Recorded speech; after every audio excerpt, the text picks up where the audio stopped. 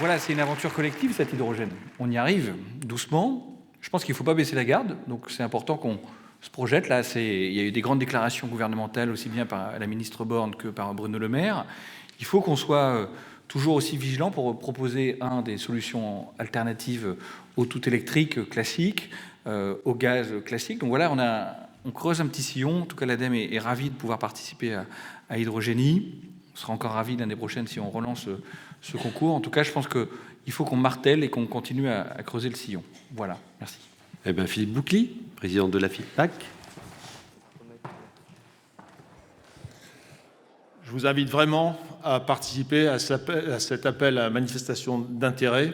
Le but, c'est la même chose que les territoires d'hydrogène, pour ceux qui se souviennent de 2016, c'est-à-dire qu'il n'y a pas d'argent, mais ça va permettre de voir la profondeur des différents marchés, non seulement en France et en Europe, puisqu'il s'agit de faire sortir des projets innovants et structurants sur le territoire national ou européen dans la conception, la production et les usages des systèmes hydrogène. Puisque l'enjeu, c'est vraiment de développer l'emploi et la valeur ajoutée créée sur le territoire national. Merci.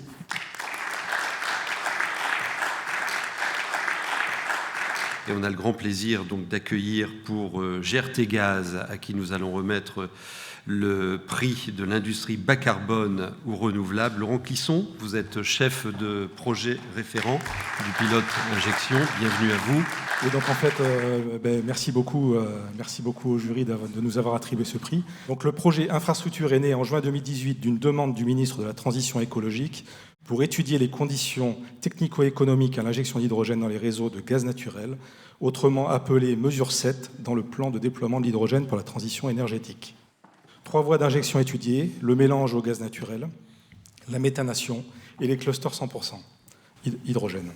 Aujourd'hui, le taux de 6% en volume d'hydrogène est atteignable en mélange dans la plupart des réseaux, hors présence d'ouvrages ou d'installations sensibles chez les clients.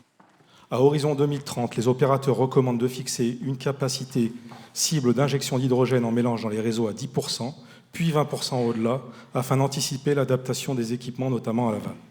Aussi, une liste d'une dizaine de leviers prioritaires ont été listés dans ce rapport, parmi lesquels l'identification de zones propices à l'injection pour les porteurs de projets, la coordination des efforts de R&D pour une adaptation rapide des réseaux ou la création d'un groupe de travail injection hydrogène regroupant les acteurs de la chaîne gazière et les services de l'État.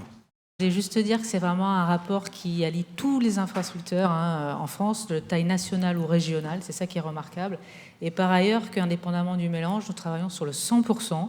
Nous sommes prêts déjà pour les AMI que Philippe Boucly a annoncé avec du 100% hydrogène dans le stockage, dans le transport, sur des projets qu'on va déposer fin mars. Voilà, donc ça bouge vite aussi dans les infrastructures et on est entièrement mobilisé sur cette filière hydrogène qui est l'avenir du gaz, il faut le dire, de le gaz naturel aussi pour nous. Merci beaucoup, félicitations.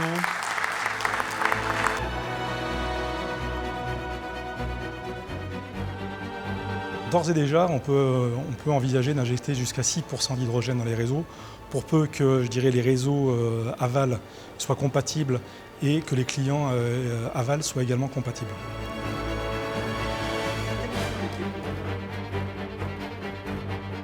C'est de lever les freins techniques qui ont été identifiés à travers des travaux de recherche et développement, conduits à la maille des opérateurs en coordination, et également à des travaux européens de R&D avec des partenaires européens, nos homologues, nos pairs.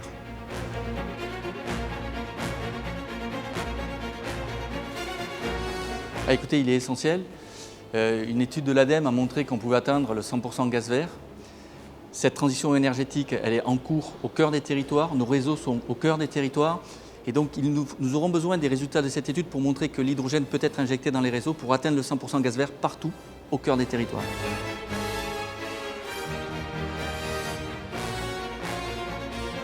Et ça va nous permettre d'avoir un rayonnement européen, justement, vis-à-vis de nos pairs, pour montrer que les réseaux sont d'ores et déjà prêts pour la transition énergétique.